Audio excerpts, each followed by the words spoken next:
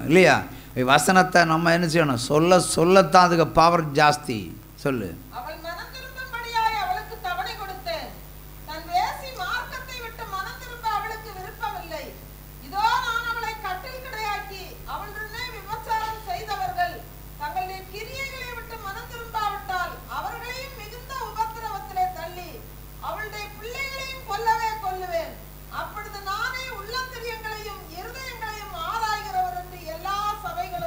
ஹல்லேலூயா. இப்போ பாவ மன்னிப்பு உங்களுக்கு இயேசு கிறிஸ்து அந்த கல்வாரி சிலுவையில் உங்களுக்கு கொடுத்திருந்தால் வெளிப்பாடு இந்த வசனம் அவசியம் இல்லை. அப்படி தானே? நீங்கள் மன்னிக்கப்பட்டவர்கள். நான் கேட்குறேன், நீங்கள் மன்னிக்கப்பட்டவர்களாக இருந்தால் நீங்கள் இங்கே வந்திருக்கவே மாட்டீங்க. வர முடியுமா? இப்போ தேவன் உங்களை மன்னிச்சார்னு வைப்போம், உங்கள் பாவங்களுக்கு மன்னிச்சார்னு வைப்போம், நீங்கள் ஆசீர்வதிக்கப்பட்டிருப்பீங்க. மன்னிப்புக்கு பிறகு முதல்ல என்ன வரும்? ஆசீர்வாதம். அது இல்லையே.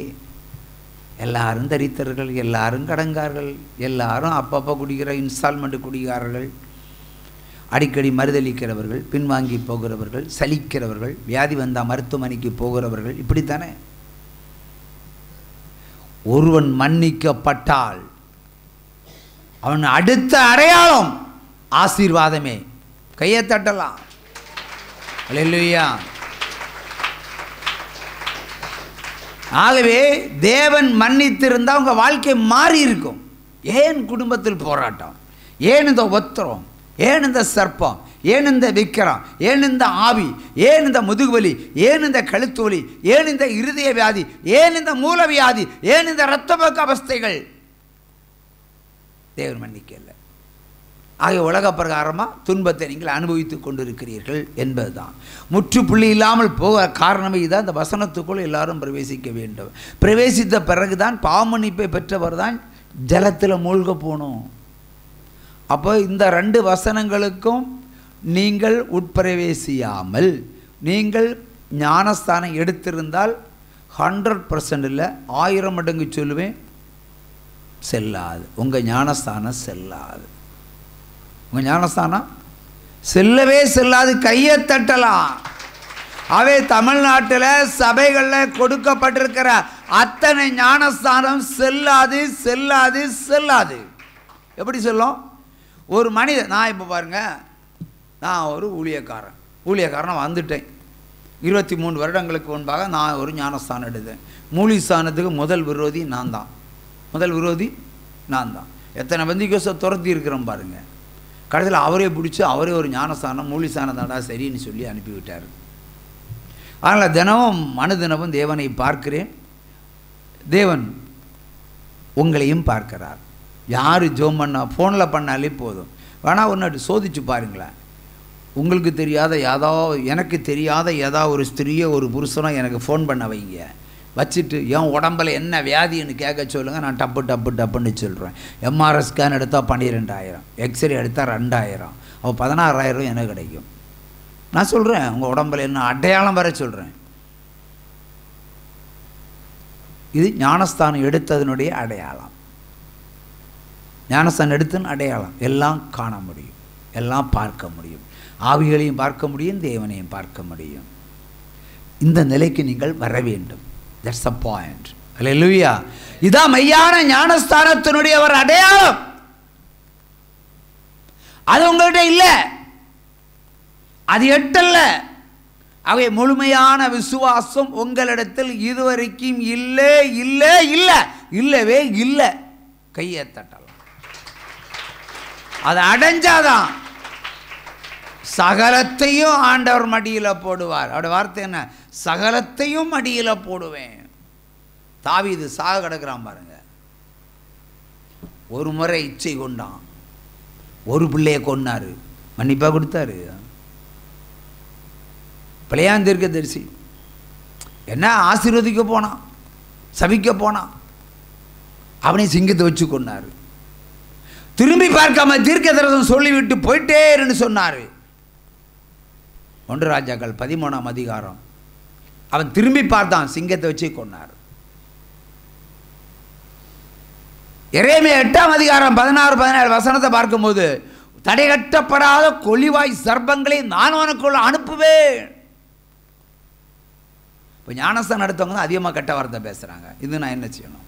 அப்போ உங்களுக்கு என்ன ஞானஸ்தானம் சரியா? நீங்கள் எடுத்த ஞானஸ்தானம் செல்லுபடி ஆகுமா?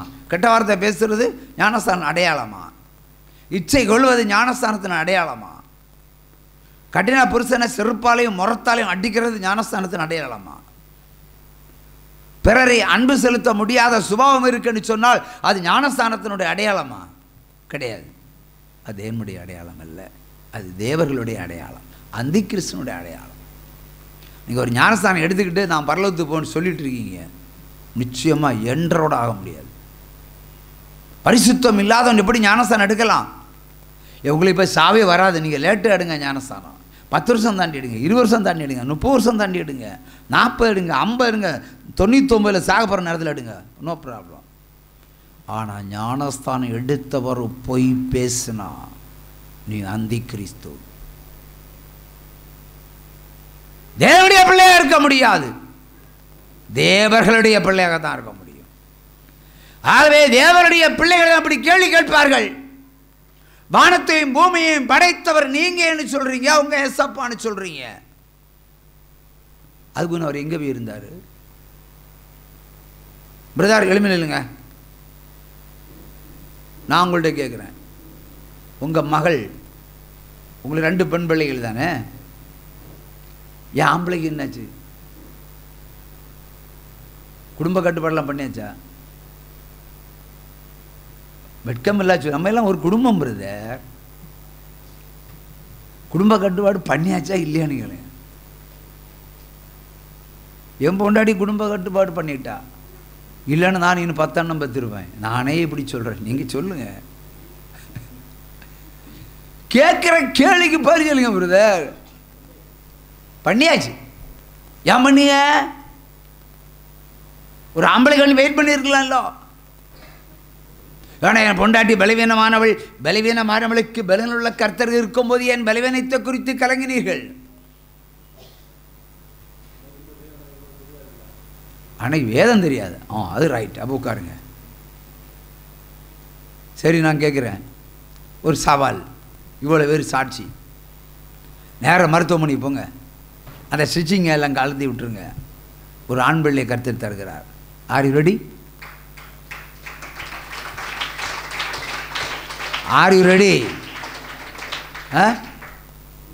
இவ்வளோ பேர் சாட்சியில் அந்த உலகம் முழுக்க அந்த டிவியை பார்த்துட்டு இருக்கு. அதான் சவால் ஒழியும் பிரதர். இதுக்கு இல்லை பொருத்தனை தர வேண்டாம். ஏன்னா சவால் ஊழியத்துக்கு மகிமைக்காக. யோசிங்க. இங்கே ஆம்பளையோட வந்து நில்லுங்க, உட்காருங்க. அல்லேலூயா. அவைய புறஜாதிகள் அப்படி தான் கேட்பாங்க. இப்போ நான் கேட்குறேன், இப்போ அந்த மகா உங்கள்கிட்ட ஒரு கேள்வி கேட்குறாங்க, அப்பா அப்பா நான் பிறக்க முன்னாடி எங்கே இருந்தேன் இன்னும் கேட்டால் நீ என்ன பல்லு சொல்லுவீங்க? கேட்பா இல்லை. நீங்கள் சொன்னாங்க புறஜாதி கேட்டிருக்காங்கன்னா உங்கள் பிள்ளைங்க கேட்கும், டேடி டேடி நான் பிறப்பதற்கு முன்பாக எங்கிருந்தேன்? ஏன்னா பிறப்புன்ற ரகசியம் தெரியாது அவங்களுக்கு, சிறு பிள்ளைகள். இப்போ நான் பிறப்பு முன்னாடி எங்கே இருந்தேன்? இந்த கேள்வி நீங்கள் பதில் சொல்லுங்கள் பிரதர். இப்போ தெரியும், பிறப்பதற்கு முன்பாக ஒரு பிள்ளை எங்கிருந்தேன்னு அப்பா கிட்ட கேட்டால் அப்பாவுக்கும் பதில் சொல்ல முடியாது, பிள்ளைக்கும் புரிய வைக்கும்படி பதில் சொல்கிறது கூடாத காரியம். சரியா? ஆனால் அந்த புறஜாதிகிட்ட சொல்லுங்க, காற்றை படைத்தவர் தேவன் இயேசு கிறிஸ்து. முடிஞ்சா விமானம் இவ்வளோ தூரத்தெல்லாம் பறக்கும், அதுக்கு மேலே ஒரு 2 கிலோமீட்டர் உயரம் பறந்து பாருங்க சொல்லுங்க. ஏன் காற்றுக்கே எழுதி வைத்திருக்கிறார் நம்முடைய தேவன். அங்கங்க சில சிலையாக உட்கார்ந்து தெய்வங்கள் அல்ல. ஏன் உலகத்தில் மிகப்பெரிய விஞ்ஞானிகள் இருக்கிறார்கள் அல்லவா? விமானம் பறக்கிற அளவிற்கு தான் காற்றை படைத்திருக்கிறாருக்கு, மேலே காற்று இல்லை. முடிஞ்சா இந்த உலகத்தில் மனிதன் சுவாசிப்பதற்கு வைத்திருக்கிற காற்றை 1 கிலோமீட்டர் உயர சொல்லுங்க. அப்படிப்பட்ட விஞ்ஞானி என்ற ஒருத்தன் உண்டுன்னா நான் சல்யூட் பண்ணலாம், இல்லைன்னா தான் முடியாதுல்ல. பாருங்க, அதான் நம்ம தேவன் எண்ணி பார்க்க முடியாத அதிசயங்களை செய்கிறான். மனிதனால் ஆராய்ந்து கொண்டு பார்க்க முடியாத ஒரு தேவன். அல்லேலூயா. இந்த உலகம் இருக்கிறது, தண்ணீர் இருந்திருக்கிறது. பூமிக்கடியை தோண்டி பாருங்க, தண்ணி இருக்கா இல்லையா? இருக்கா இல்லையா? தண்ணி தான் தேவன். எங்க பார்த்தாலும் அவர் இருக்கிறார், எங்கும் இருக்கிறார், எதிலும் இருக்கிறார். அப்படிப்பட்ட தேவனுக்கு உருவம் கிடையாது, உருவம் கிடையாது. தண்ணீர் தான் அவருக்கு உருவம். ஆனால் இயேசு கிறிஸ்து வரும்போது அவர் மாமிசமானவர், மனிதனுடைய அவதாரம் எடுத்து வந்தார். அது கிறிஸ்து பிறப்பு செய்தியிலையும் உயிர்ப்பு பிறப்பு செய்தியிலையும் விரிவாக சொல்லியிருப்பேன். மனிதன் எப்படி உண்டானான், எப்படி பிறந்தான், எப்படி பாவம் செய்தான், எப்படி தேவன் நடத்தினார். அப்படி கடைசியில் இனி இந்த மக்களுக்கு ஊழியம் செய்தால் தான் முடியும் இன்னும் சொல்லி 3 வருஷம் ஊழியத்திலேயே உலகத்தையே மாற்றி காட்டினார் அல்லவா? மரியாளுடைய வயத்திலே இருந்து வெளிப்பட்ட தேவன் கிறிஸ்து பிறப்பிற்கு முன், கிறிஸ்து பிறப்பிற்கு பின் என்று உலக வரலாற்றை மாற்றி காட்டியது அப்படியே பிறப்பு. அது நமக்கு கிடைச்ச சிறப்பு. அவனுக்கு கிடைச்சதில்லை, நமக்கு கிடைச்சது. முடிஞ்சா உலக நாடுகள் எல்லாம் சேர்ந்து இதெல்லாம் மாற்றி பார்க்க சொல்லுங்க. முடியாதுல்ல. யோசுவா காலத்திலே ஒரு யுத்தம் நடந்திருக்கிறது. யுத்தத்திலே வெற்றி காணுவதற்கு தாமதமாகிவிட்டது. இனி ராத்திரி நேரத்திலும் கூட யுத்தம் செஞ்சாதான் சத்துருவை அழித்து முடிக்க முடியும். சூரியன் மங்கி விடுகிறது, சந்திரன் பிறக்கவில்லை, இருளும் அதிகாரம் பூமியை மூடிக்கொண்டிருக்கிறது. இந்த வேகத்தில் யுத்தம் செய்து முடிக்க வேண்டும், என்ன செய்ய வேண்டும் என்று யோசுவா கேட்ட பொழுது ஆண்டவர் சொன்னார், ஜெபிடா. முழங்கால் படியிட்டு ஜெபிடா, முழங்கால் படியிட்டான்.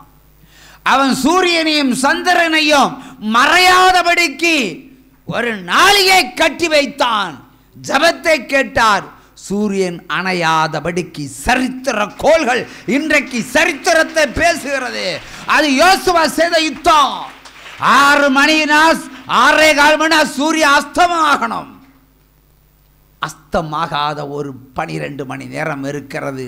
இன்றைக்கு விஞ்ஞானிகள் அதை பார்த்து, ஐயோ சூரியன் அணையவில்லையே, ஒரு ராத்திரி முழிச்சிருந்திருக்கிறது, அன்றுதானையா இரவு நேரத்தில் வெளிச்சத்தை கொடுத்து யுத்தத்தை நடத்தி சரித்திரத்தை மாற்றியமைத்த கர்த்தர் என்று அந்த புறஜாதிக்கு நீங்க சொல்லுங்க.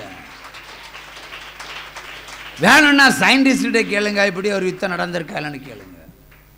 சரியா? ஒயக்க பாடிசன் சுட்டா 4 பேர் 40 பேர். கர்த்தர் அழிச்சா ஒரு கூட்டம் ஜனம். பார்வோன் படை வருகிறது சமுத்திரத்தில்.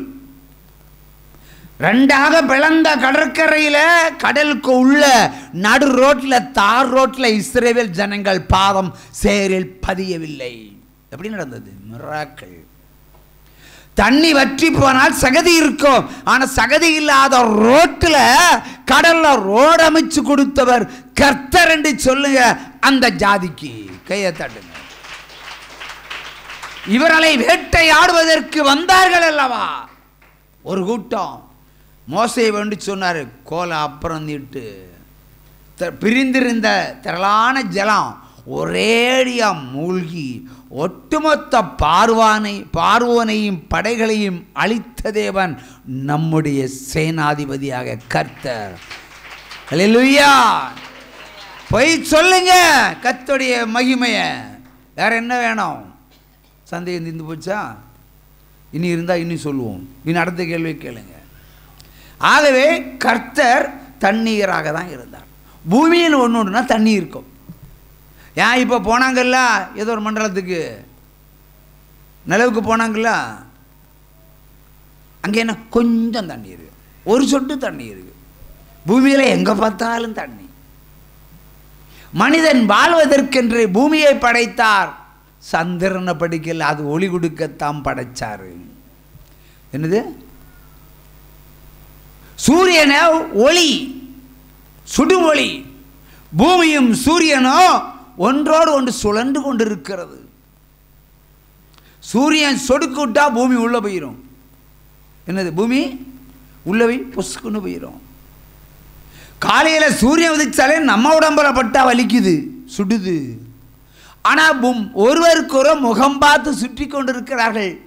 பூமி இயங்குவது நின்றால் இந்த உலகம் ஸ்தம்பித்து போகும். ஆகுமா? ஆகாதா? ஆகும். சூரியனுக்கு ஈர்ப்பு சக்தி உண்டு. இழுத்தால் பூமி உள்ள போயிடும். மொத்தமும் காலி. அதை அவர் செய்து காட்டணுமா புறஜாதிக்கு? ஏன்னா செஞ்சு காட்டிடுவோம் ஆண்டவர் சொல்கிறார். உற்சம கையை தட்டுங்க. ஏற்கனவே ஒரு ப்ராப்பசி சொல்லி இருக்கிறேன். இந்த உலகம் ஸ்தம்பித்து போக நாள் வரும். 60 வினாடிகள் நடக்கிறவன் நடக்கிற மாதிரியே நிற்பான். சூரியனும் சுற்றாம நிற்கும், சந்திரனும் சுத்தாம நிற்கும், நட்சத்திரம்